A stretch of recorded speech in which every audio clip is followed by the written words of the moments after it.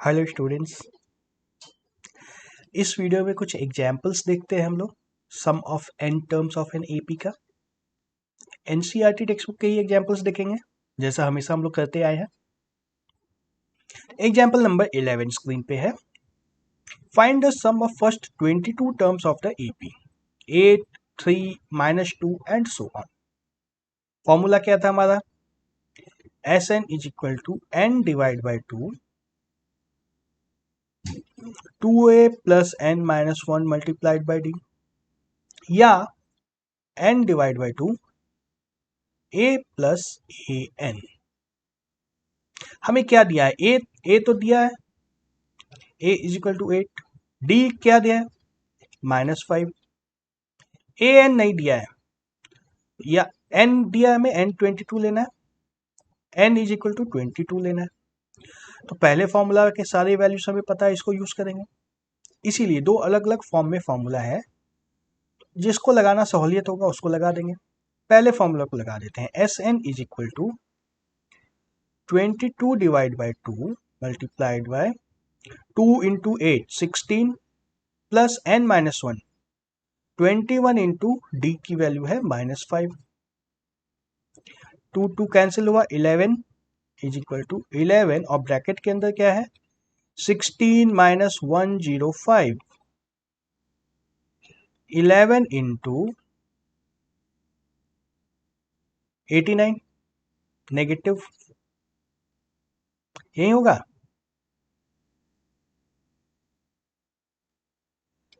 क्या हो गया आंसर? माइनस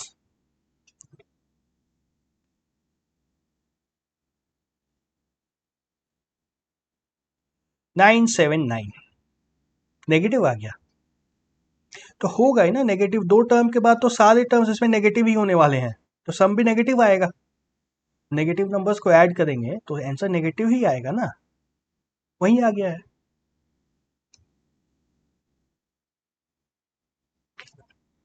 समझ में आ रहा है? सिंपल है। सेम क्वेश्चन को ए एन निकाल के भी हम लोग सॉल्व कर सकते हैं। ए एन निकालेंगे तो क्या आएगा? ए प्लस एन माइनस 1 डी। ए हमारे पास 8 है, प्लस एन माइनस 1 21 होगा, इंटू -5, यानी कि 8 plus minus 105 is equal to 97। ठीक है, और फिर ये वाला फॉर्मूला लगा सकते हैं। क्या होगा? 22 divide by 2 multiplied bye 8 minus 97, फिर से वही आ जाएगा 11 इंटू -89। सेम आ रहा है, यहां भी जो आया था यहां भी वही आएगा। दोनों तरीके से हम लोग सॉल्व कर सकते हैं। एग्जाम्पल 12 देखो, थोड़ा सा अलग क्वेश्चन है ये। If the sum of first 14 terms of an AP is 1050 and its first term is 10, find the 20th term। देख लो क्या क्या पूछ दिया है। फर्स्ट टर्म देखो, क्वेश्चन में क्या दिया है, देखो इसको क्लियरली सोचने का और लिखने की कोशिश करो। पहले फर्स्ट टर्म हमें ए दिया हुआ है 10, यह दिया हुआ है। सम ऑफ फर्स्ट 14 टर्म्स दिया हुआ है 1050। ठीक है, तो एस हमें दिया है 1050, एन इज इक्वल टू 14 के लिए, यही है ना। तो इसको S14 लिख दे तो हमें अच्छा रहेगा। 1050 S14 के लिए दिया हुआ है, और S14 क्या होता है? n divide by 2 into a plus A14 होगा, last term, first term plus last term. तो क्या हुआ हमारे पास? 1050 is equal to 14 divide by 2 bracket में 10 प्लस A14, यहां से हमें A14 निकाल लेना है। क्या होगा? ये 7 होगा, इधर कैंसिल कराएंगे तो क्या आएगा? 150, यानी कि A14 is equal to 140। A14 आया तो हमारा काम होगा क्या? होगा, बिल्कुल होगा। A14 is equal to A plus 13D है ना, तो यहां से D निकल जाएगा हमारा। This implies 140 is equal to 10 plus 13D. 13D is equal to 130. यहाँ से आ गया D is equal to 10. First term भी 10 है, D इज इक्वल टू 10 भी आ गया है, तो 28 टर्म निकालना अब तो आसान है ना. A20 is equal to 10 plus 19 into 10 is equal to 200. Simple था क्या?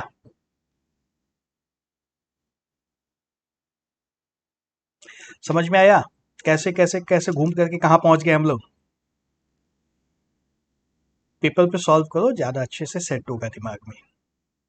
Question 13. How many terms of the AP must be taken so that the some is 78? क्या करना है इसमें? क्या करना है? देखो फिर से सेम आ जाओ, बेसिक पे आ जाओ. हमें दिया क्या है? हमें दिया है ए, फर्स्ट टर्म दिया है 24, कॉमन डिफरेंस दिया है कितना है? -3, और हमें सम दिया है कितना? 78. सम का फॉर्मूला क्या होता है? लिख दो formula, n divide by 2, 2a plus n-1 multiplied by D. अब राइट साइड में देखो, इसको एक इक्वेशन यदि मान लिया जाए, यहां से ये यदि एक इक्वेशन मान लिया जाए, हमें क्या क्या पता है? ए पता है, डी पता है, एन नहीं पता, एक वेरिएबल है, क्वेश्चन सॉल्व हो जाएगा. 78 into 2 is equal to n, इधर क्या आता है? 2 इंटू 24 प्लस n-1 इंटू -3. एक इक्वेशन बन रहा है. 156 is equal to 48n minus 3n square plus 3n. Quadratic बन गया ना? 3n square plus 48n, 3n 51n, दूसरे साइड ले आएंगे तो नेगेटिव 51n हो जाएगा, minus 51n plus 156 is equal to 0. 3 से कैंसिल करा दो, n square minus 17n plus 52 is equal to 0. 13 into 4, n-13 into n-4 is equal to 0. अब देखो n की दो वैल्यूज पॉजिटिव आ गई, n इज इक्वल टू 13 और n इज इक्वल टू 4. ये क्या हो गया? n इज इक्वल टू 13 भी आ रहा है, n इज इक्वल टू 4 भी आ रहा है. ये क्या बात हो गई? देखो यहाँ पे बहुत इंटरेस्टिंग चीज है. देखो आंसर पहले मैं लिखता हूँ, n इज इक्वल टू 13 और n इज इक्वल टू 4. दो आंसर्स आए हैं हमारे पास, इसको समझो, बहुत अच्छे से देखना है. कैसे आए तो क्लियर हो गया ना? हमारे पास दो ही आंसर आएंगे, आंसर सही आया है. इस क्वेश्चन में हमारे पास दो आंसर्स आएंगे. क्वाड्रेटिक में दो आंसर आते थे, हम लोग एक को हमेशा डिस्कार्ड करते थे, लेकिन यहाँ पे ऐसा नहीं करना है. n अगर 13 लेते हैं तब भी हमारा सम 78 आएगा, n अगर 4 लेते हैं तो भी हमारा सम 78 आएगा. ऐसा कैसे हो सकता है? ऐसा इस तरह से होता है. देखो एपी हमारी क्या है? 24, 21, 18, 18 के बाद 3 और माइनस करेंगे, क्या फोर्थ टर्म 15 आएगा. इन सबको ऐड करो, 4 1 5 5 10 प्लस 8 18, 1 कैरी, 2 4 6 1 7, 78 सब आ रहा है. यहाँ तक का आ रहा है. अब इसके बाद और ऐड करो टर्म्स को. 15 के बाद आएगा 12, फिर क्या आएगा? 9 6 3 0. अब देखो -3 आएगा, फिर कितना आएगा? -6, -9, -12, -15. क्यों? फर्स्ट टर्म रेड से मैं लिखता हूं, देखो first term, second term, third term, fourth term. Fourth term तक सम 78 हो रहा है. 4 के बाद के टर्म्स देखो, fifth term, sixth term, seventh term, eighth term, 9, 10, 11, 12, 13, 14th term. अब देखो यहाँ पे सारे कैंसिल हो रहे हैं। ओ 13 तक ही लेना था ना, n इक्वल टू 13 आ रहा है। 14th टर्म हमें नहीं लेना है, 14th को हटा दो यहाँ से, ये नहीं लेना है हमें। यहाँ तक का तो सम 78 आ चुका था। अब देखो यहाँ से अब बाकी सबको जब सम करेंगे तो 12 और -12 कैंसिल, 9 और -9 कैंसिल, 6 और -6 कैंसिल, 3 और -3 कैंसिल, सम जीरो। इतने सारे नंबर्स का सम जीरो। क्वाड्रेटिक इक्वेशन ने हमें एक ही बार बता दिया था कि सम ऑफ 4 टर्म, फर्स्ट 4 टर्म जो आएगा और अगले 13 टर्म तक भी जब ऐड करेंगे तो हमारा सम सेम होगा। ठीक है, ये क्वाड्रेटिक इक्वेशन ने हमें एक ही बार में बता दिया था। क्वेश्चन 14 पे आए अब। Find the sum of first 1000 positive integers.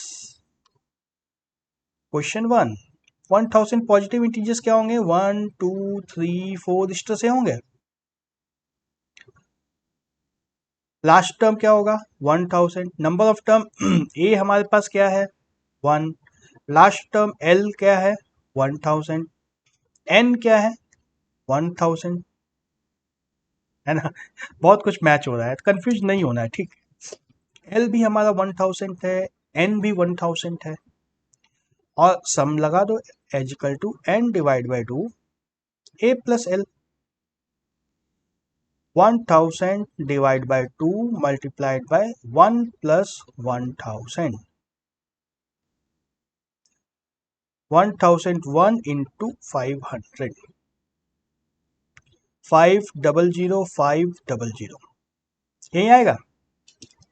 और दूसरा sum of n positive integers, ये तो और भी आसान है। S is equal to n into, अब हमें एल नहीं पता है, एल पता ही नहीं है, इसकी जगह हमें ए को यूज करना होगा। 2a plus n minus 1 into d, यही फॉर्मूला है ना। और फर्स्ट एन पॉजिटिव इंटीजर है, मतलब ये क्या है, ए की वैल्यू 1 होगी और डी की वैल्यू यह भी 1 होगी। इन दोनों वैल्यूज को यहाँ पे डाल दो। N is equal to 2 plus n minus 1, divide by 2 कहाँ गया? डिवाइड बाई 2 गायब हो गया है। Divide by 2, n into n plus 1 divide by, कितने आराम से आ गया फॉर्मूला। जो गॉस को दिया गया था अब उसका फॉर्मूला भी आ गया हमारे पास। ठीक है, question 15, find the sum of first 24 terms of the list of numbers whose nth term is given by an is equal to 3 plus 2n. an is equal to 3 plus 2n. AP बना के देखें क्या हम? इसे AP क्या बनता है? ए 1 की अगर बात करें तो ये क्या होगा? 3 प्लस 2 5। ए 2 की बात करें 3 प्लस 4 7। ए 3 की बात करें तो 3 प्लस 6 9। ए 4 3 प्लस 8 11। एपी तो बन रहा है 5 7 9 11, मतलब ए हमारे पास क्या है? 5। एन हमारे पास क्या है?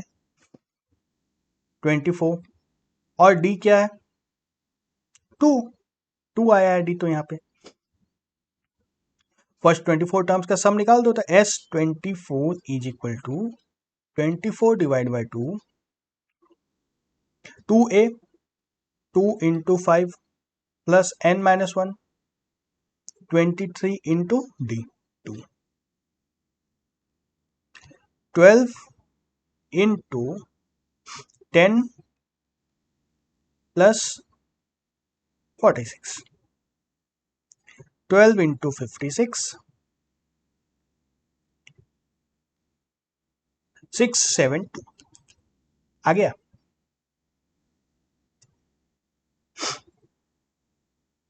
समझ में आ रहा है?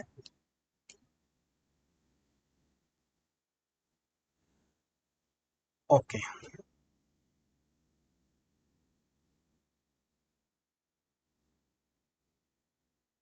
Next question, question 16,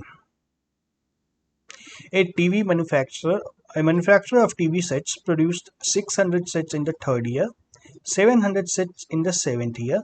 Assuming that the production increases uniformly by a fixed number every year, find the production in the first year. हमें क्या दिया है? 600 in the third year, यानी कि A3 इज इक्वल टू 600 दिया है. अच्छा, पहले यह समझ में आ रहा है कि AP होगा production increases uniformly by a fixed number every year. यहां से हमें यह समझना है कि AP बनने वाला है. अब AP का A3 600 है, A7 700 है, तो A7 माइनस A3 यदि किया जाए तो क्या आएगा? 100 आएगा. ये किसके बराबर होना चाहिए? 4D के बराबर होना चाहिए. D is equal to 25. D 25 आ गया तो हमारा काम कितना अच्छा हो गया. A plus 2D is equal to A3 होना था, यानी कि A plus 50 is equal to 600. A की वैल्यू यहां से आ गई हमारे पास क्या? 550. फर्स्ट ईयर का प्रोडक्शन हमें मिल गया 550. प्रोडक्शन इन 10th ईयर का प्रोडक्शन निकालना हो तो A10 is equal to 550 plus 9 into 25 225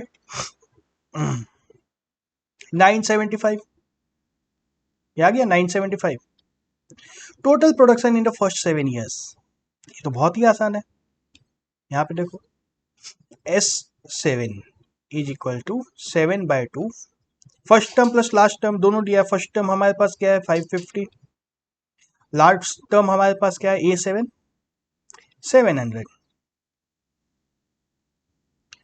7/2 into 1250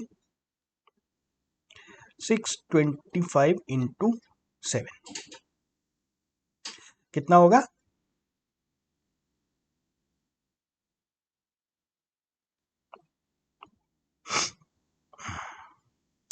4375. 4375. Simple question था ये तो. एक्सरसाइज 5.3 आ गया. चलो इस क्वेश्चन एक्सरसाइज को हम लोग अगली वीडियो में स्टार्ट करेंगे. इस वीडियो को यहीं पे स्टॉप करता हूं. Okay, bye bye.